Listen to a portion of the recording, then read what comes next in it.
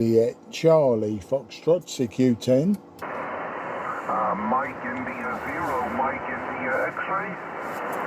Yeah, Mike India 0, Mike India X-ray, I believe that was.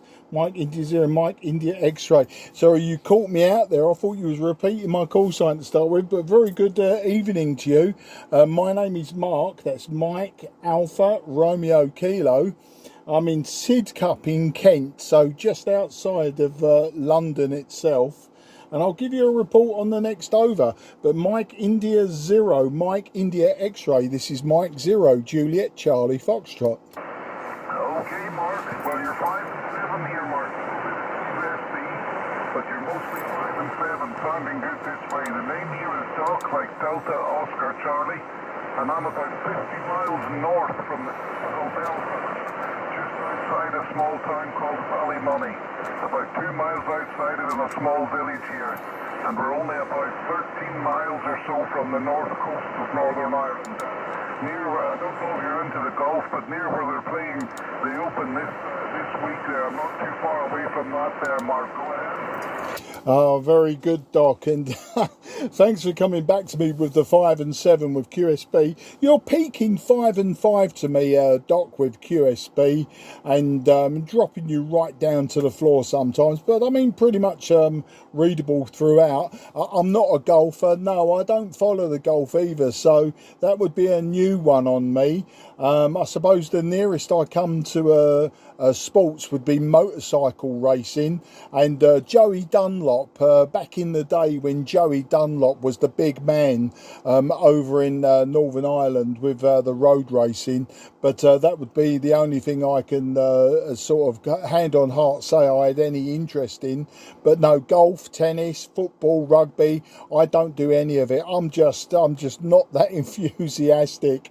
But if you saw a photograph of me, you'd probably see why. It's too much running around. But all joking aside, Doc, yeah, 5 and 5. I'm using an IC-7300. I'm using a 5/8 wave vertical antenna, and I'm using an IC-7300. So all pretty standard stuff, Doc. Back to you. Okay. Well, I'm not into the golf at all either. I'm not into it. I just thought of it. Apparently it's a big thing in golf, but Joey Dunlop, yep. Ballymoney, just where I'm outside, was Joey Dunlop's hometown. So we know Joey Dunlop, Robert Dunlop, Michael, William Dunlop. We know all the Dunlops there. And we're into the motorbiking ourselves, and we do a bit of motorcycling there. So you mentioned the right name anyway there, but no problem. Well, I'm using a 101 MP, about 100 watts at the moment.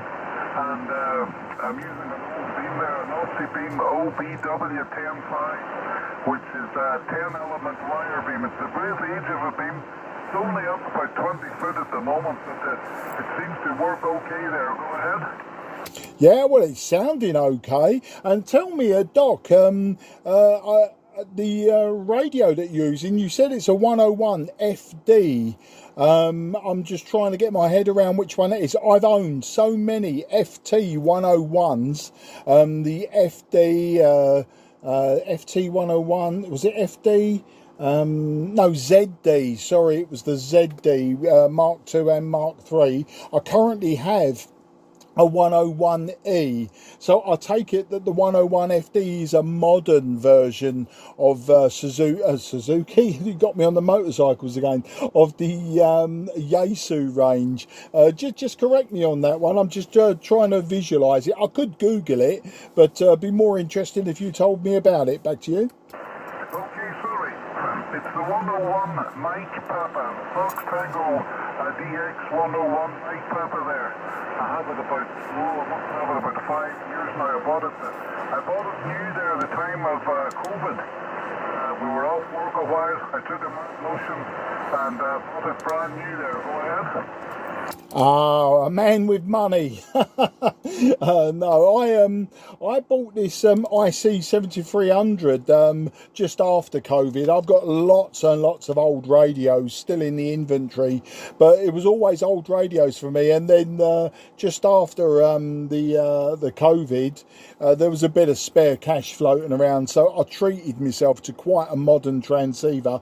I got to say, I don't always find it the most fun transceiver to use, but yeah, now I know the 101 MP. Now I know which one it is now. No, I like my old hybrids, and I like my old pure valve radios, and I've got about 8 of them at the moment, but every single one of them has got one fault or another, so hence I'm using something quite modern. Also as well, I think the IC-7300 handles local QR Mexico quite well as well. So yeah, you know, all fun and games, mate. You know, we pay our money, we make our choice. But certainly the OptiBeam is probably doing all of the heavy lifting work tonight.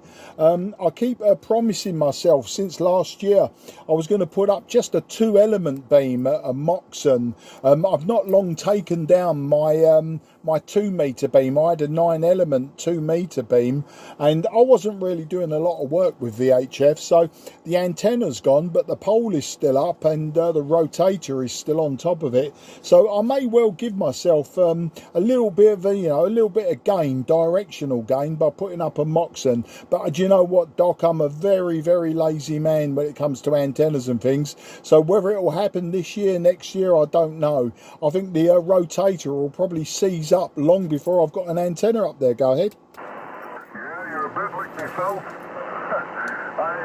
I threw up a 130-foot wire here temporarily about must be 8 months ago, and it's still up temporarily. It's only about 7 foot in the air, but it seems to work okay.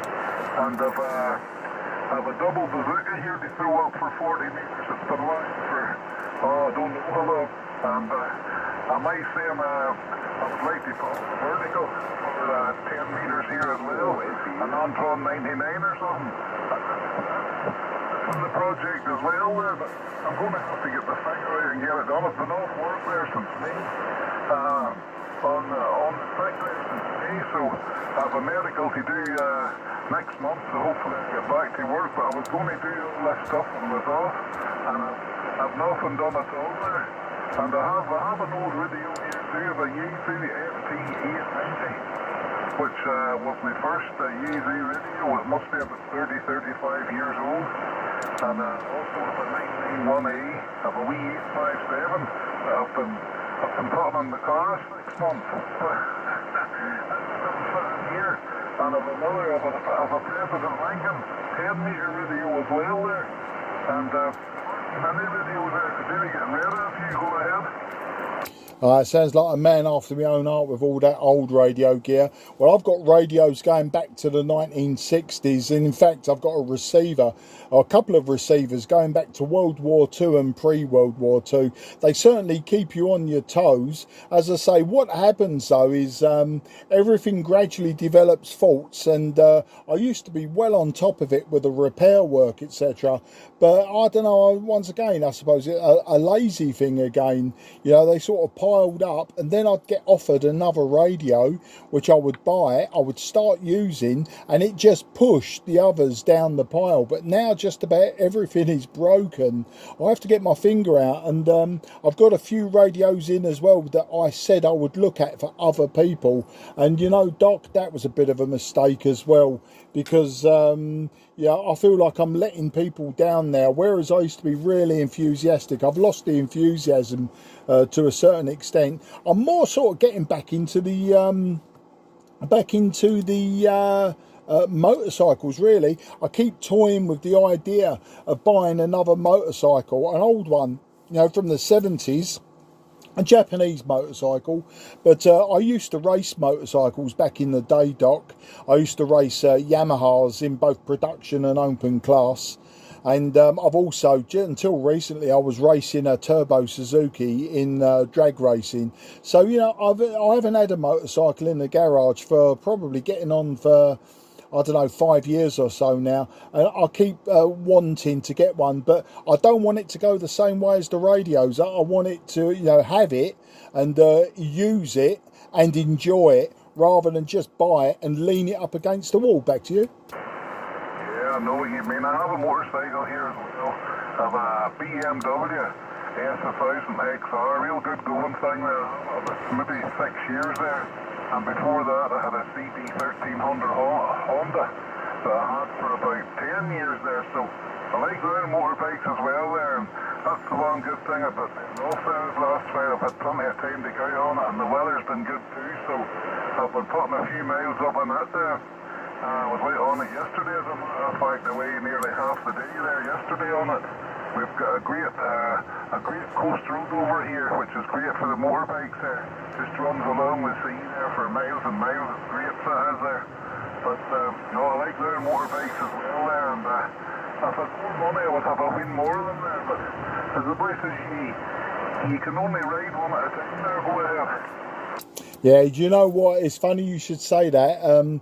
Back between the year 2010 and 2020, I think the most motorcycles I had in my garage at any one time was 11. At the time, I was just, like the radios, I was just buying them, you know. People were getting wise and they were saying, I hear you want to buy an old motorbike. And do you know, some of them I was buying were real wrecks. But, you know, I got them roadworthy again and sold them on. My youngest daughter was also drag racing motorcycles at the time, so you know, we always had 2 working drag bikes, and we constantly were building yet another one for my daughter. My one was constantly being improved, but we was building completely different motorcycles for her. So consequently, we ended up with a garage full of them. And the only way that I could work on anything was to roll at least 6 or 7 of them out onto the driveway, do what I needed to do, and then roll them back. But you know what, Doc? I haven't ridden on the road since 2004. That was the last time I had an accident, and I had an accident coming home from work. I had a TRX 850 Yamaha, and I was minding my own business, and somebody driving a white van decided he wanted to turn right and then changed his mind and pulled back left, and consequently I hit him, and I ended up with 2 broken ribs and a broken collarbone. So it sort of put me off of riding on the road for a bit, which is why then I went into the drag racing. But no, I've just got that idea that, you know, get an old 400 RD 400 Yamaha, or maybe an old RD 250B, something like that, you know, something from the 70s. LCs, I've raced the LCs, and I've had a few LCs on the road. I'd like one, but the prices are astronomical on them now. You know, they're getting towards £6,000 for something that was only £1,000 new back in the day. Over to you. That's correct there. They were £1,100 new. I had 3 of them there. I had 3 of them in my time. I think you must be around the same age as me there. Sort of grew up in the 80s there, which was a great decade there, but there's 3 of the LCs there. And funny, I was talking to a local fella here that had one there, and I couldn't believe how years were on them. It's not supposed to be a 3 one there, but you're right, you couldn't buy them at all now. 5, 6, 7 grand there. And crazy money, hey. And I might sell it. The last one I had, I might sell it for £700 there. But see, that's not the day or yesterday. And we're not too far here from the Northwest 200 there. The road racing circuit. We're only about a 10-minute drive for it there, so we're not too far away from it either there. Go ahead. Yeah, I know the Northwest 200, and you know, as I say, Joey Dunlop, the late Joey Dunlop now, isn't it? Because his son now races, or did race. I haven't been keeping up, I've got to say, but you know, they were fantastic circuits. And in fact, my local circuit is Brands Hatch. I'm sure you know Brands Hatch. Brands Hatch is about 15 minutes drive from me, just in Kent. And you know, I was telling this story just yesterday. Sometimes I used to actually ride my RD 250 LC to Brands Hatch. I was racing in the ACU club class, and I used to ride it to the track, race it for the weekends. I used to take a tent, a small toolbox and everything on the back of the bike, race it for the weekend, pack everything back and ride home on the Sunday. So I'd go up on the Saturday morning, come home on the Sunday evening after a weekend's racing. And if ever I binned it, if ever I fell off, I always had to make sure that there were other people around me who had spares, you know, spare footrests, brake levers, clutch levers, handlebars, that sort of thing. And because it was still a road bike, I had to make sure I didn't smash all the lights in or anything. Now, of course, the lights had to be taped up, but it was such fun and games. And then I found somebody who had a van. At the time I didn't drive, so I found somebody that had a van, and they used to you know, we used to share the van and share the costs, especially when we went to other tracks around the country. But yeah, Brands Hatch, always good fun. I was almost guaranteed to actually fall off or break down or break something, and it was always going to be that moment, you know, where I'd have to call someone to come and get me and take me home. It never got that far, luckily. As I say, I ended up teaming up with someone, and then I went into the open class anyway. I got a TZ 250, and I was racing a TZ for a few seasons, and then I had a really big get off at Snetterton up in Lincolnshire stroke Norfolk, and I walked away from that one, but the bike was mashed up something rotten, and I decided, you know what, I think I'll go and do something safer. And I think I started taking flying lessons at that point, but I never pursued it to its end. I never got my private pilot's license. But yeah, I had a quick go at that just to just for the thrill of it, really. Back to you.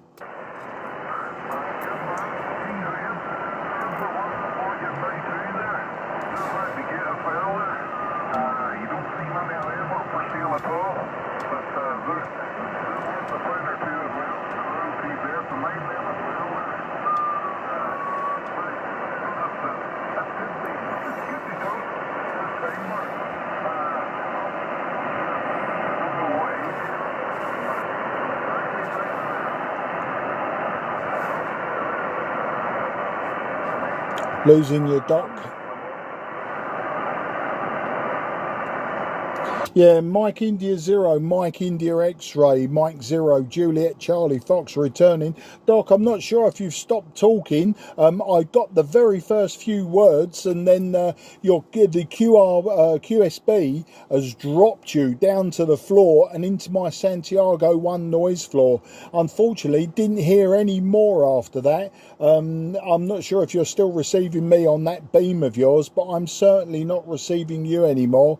You dropped to a 1 and 1. Doc, if you can still hear me, in case it has gone against us and the E-cloud has disappeared, I wish you very best 73, Doc. We'll pick this up another time for definite. We'll pick it up another time and we'll carry on, because I didn't quite get what motorcycle you was talking about in that final over.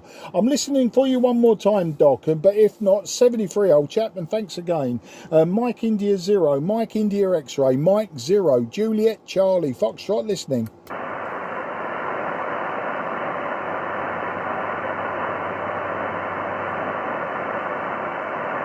Nothing is heard, nothing is heard. Doc, if you can hear me, good luck, old friend.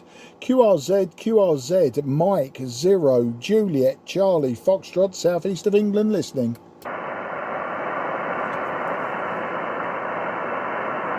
Nothing is heard. CQ10, CQ. Who's that? Is that you, TAD? Roger, Mark. Yeah, M0 JCF, this is Mike 1 Tango Alpha Delta. Yeah, I listened to your conversation earlier, and I was just making myself a cup of tea, so I thought he's going to give up any moment. So I just basically plugged the microphone in and to get to the rig, and you are still there. But so back to you, Mark. Yeah, thanks for that. Well, you know what, it's you know what, Trev, sometimes you've got to have persistence and patience, and earlier on I was all over the place. Earlier on, about lunchtime, I had a CQ for about an hour, and I was working Denmark, Germany, France, Hungary, Poland, Italy, Spain. There was no rhyme or reason to where the sporadic E was. It was all over the place. And it was also most of it was very short skip though, sort of Denmark, just that part of Germany, just below Denmark. As I say, France, it was more central France, central South France, or northern Italy, actually no, it was central Italy, but northern Spain. So there was an arc, you know, and but as I say, most of it was quite close.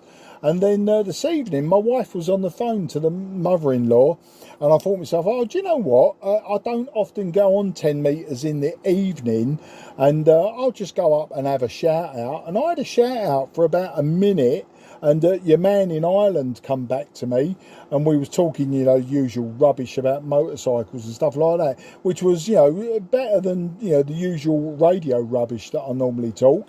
And he gradually faded out until the point I just couldn't hear him anymore. So I knew there was an E-cloud around sort of North Wales, Liverpool way, and I thought, you know, is it collapsed completely? So rather than just give up, I thought I'll just carry on calling until I'm bored with it, you know. And I got to say, had you not called in, I reckon a few more calls I would have been bored. But there you go. Anyway, you're 5 and something, the other side of Shooter's Hill, and I'll give you a proper report if you require it. I've got a paper logbook. I'm so old school. M1 TAD, M0 JCF. M0 JCS, M1 TAD returning. Yeah, well understood there, Mark. I thought I was too close to you. I thought that obviously I wouldn't make the trip. The odd, what is it, 2 kilometres, 3 kilometres from your QTH to mine. As I said, I didn't think I'd make it, but perfect copy. Well, as you will do. We're so bleak close. A couple of cocoa tins and a bit of string will probably do just to survive. But no, I listened to you talking to the island station, obviously about motorcycles. And I don't know if I ever told you, but my father made Norton and Matchless and AJS for 35 years down there in Woolwich when they had the factory there. And then when they sold out to Manganese Bronze, who owned Villiers, my father moved up to Wolverhampton to show him how to build bikes properly. And as I said, back in the day, as I say, he was the one that put the first Commando together.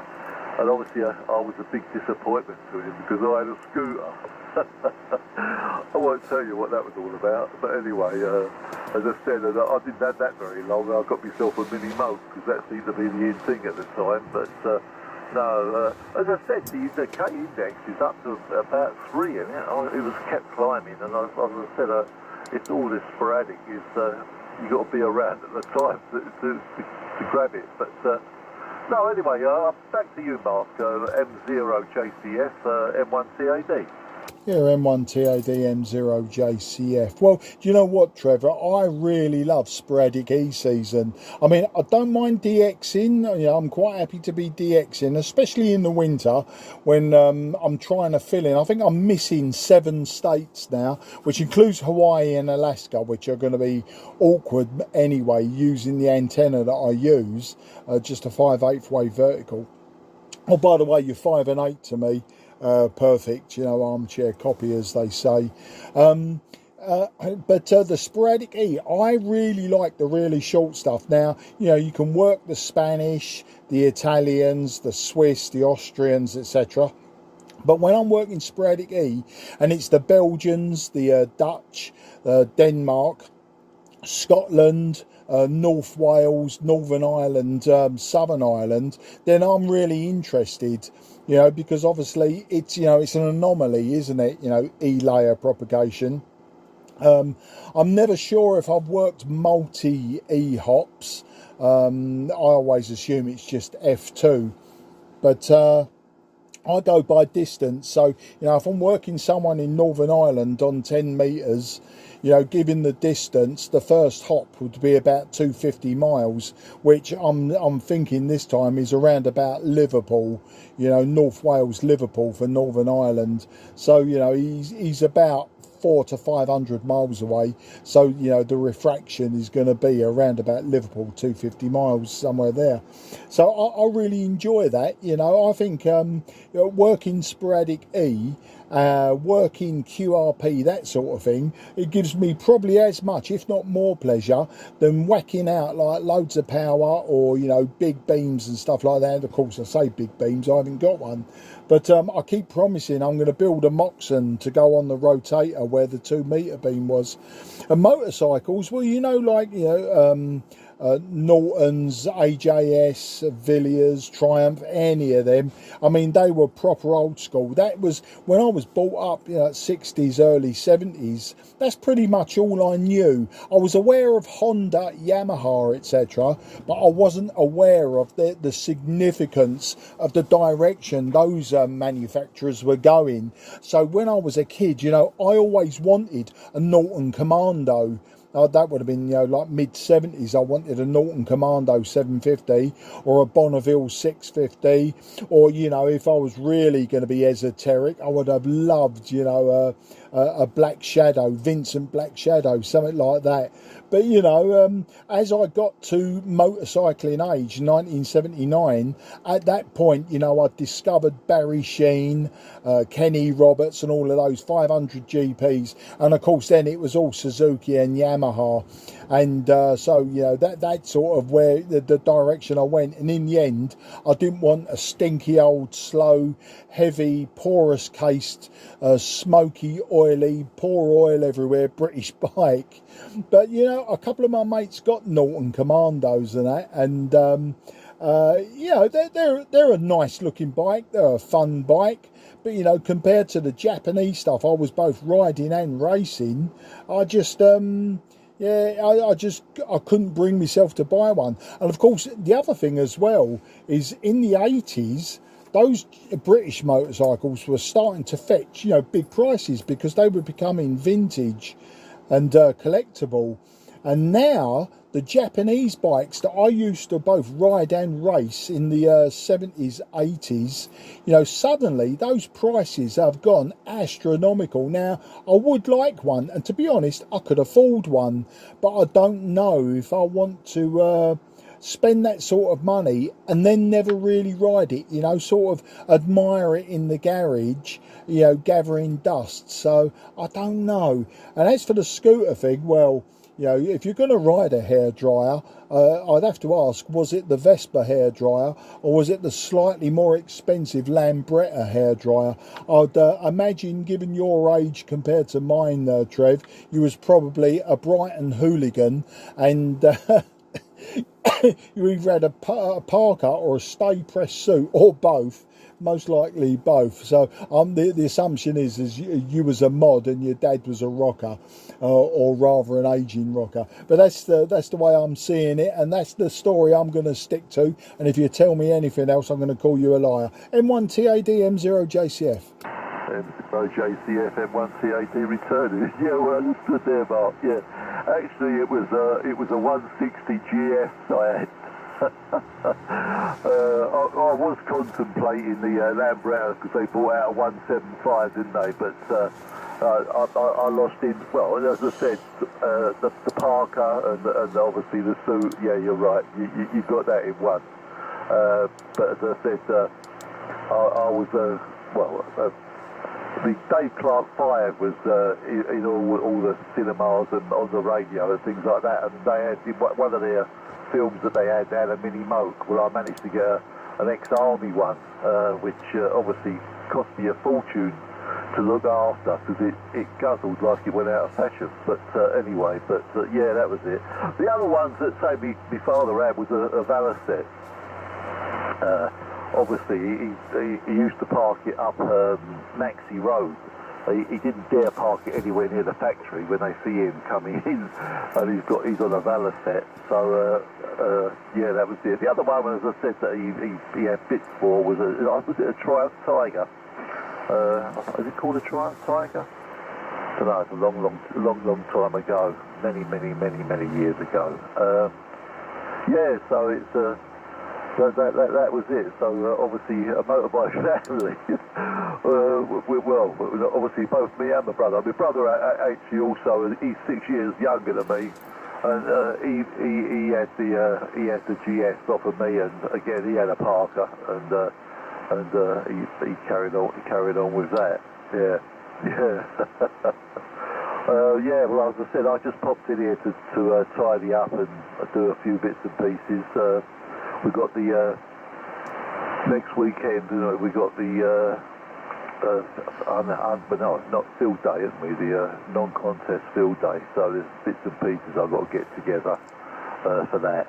Obviously, I'll load all my bits and pieces in the van when we're down there on Thursday for the club meeting. Okay, mate, well, as I said, I'm going to go and have a cup of tea with the family, as I said, down the bottom of the garden in my little den. Anyway, back to you for a final then, Mark. Mike 0 JCF M1 CAD. Yeah, M1 TAD M0 JCF. Velocet Thruxton. Now, remember that one? Not big on the velos, you know, like the models. They were a bit more esoteric, the Velocets. Lovely looking engine, though. I always liked the engines. A lot of them had, you know, the magneto driven by a chain, didn't they? And they're always in that case. There's like a slanted case on the side of the motorcycle. JAP, the Jap, you know, JA press switch. They used to make speedway bikes, because I raced speedway as well back in the early 80s. And they always had a handsome looking engine. I always thought the Velos were a handsome looking engine in a bike. And the Tiger Cub, I think, is the one that you're thinking of. I think a lot of people of your era probably built Tiger Cubs out of crates of parts. I know a few of my mates did, and the bloke I was drag racing with up the road from me, one of his first bikes, his was a Tiger Cub built from bits. I don't know why they all ended up in wooden crates, you know, all in bits. Maybe because typical Triumph, they were leaking oil everywhere and had to be stripped down regularly, and people got to a point where they bunged it in a box. I thought, yeah, I'll deal with that later, and then they discovered a nice tight Japanese motorcycle that didn't leak everywhere, went twice as quick and all the rest of it.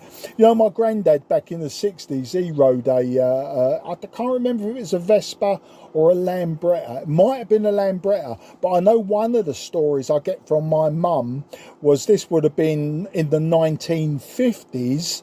I think he had Lambretta, and he bolted on, because he was a toolmaker, he bolted on these homemade footrests onto the side panels. And him and my mum, the story goes, you know, he built these footrests and maybe even a backrest onto it. And they went down to Bournemouth, because we had family in Bournemouth in Dorset. And he went from Charlton, South East London, to Dorset on this Lambretta with my mum on the back. She would have been about 10 years old. 1956, she would have been 10. And yeah, I quite often get that story repeated to me, how he had like the 2 suitcases of all their gear in between his legs, sort of thing, you know, in the running boards. And then, yeah, my mum was perched on the back, and they did this trip. But of course, back then in the 1950s, you could ride all the way to Bournemouth and probably not see too many other vehicles, so it was a lot safer. I'm not saying I want to do that anymore on a motorcycle, let alone on a Vespa or a Lambretta, but all good fun. And don't forget, this Thursday, it's my chat, isn't it? I'm doing Slow Scan TV, so bring along your handheld, bring along your phone with your apps installed, etc., and we'll play it doing Slow Scan TV after I've done my little chat. My chat should take about half an hour.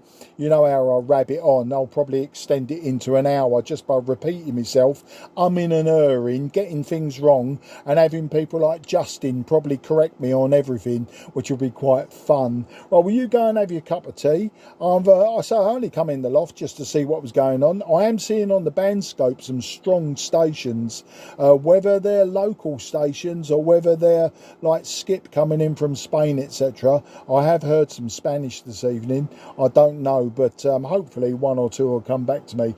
Anyway, as I said, rabbiting on. I'll let you go. I'll see you on Thursday. I'm picking up Laurie, by the way. I'll be picking Laurie up about 6:30, so I should be at the club just before 7 to get set up. So I'll see you then anyway, and I'll burn your ears buzzers off with my alligator gob then.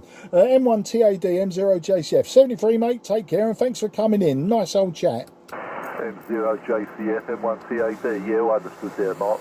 Just out of interest, has my signal strength changed? Because obviously I'm on a baby loop here, and as I said, between you and I've got that big lump. Can you just give me a quick report, over?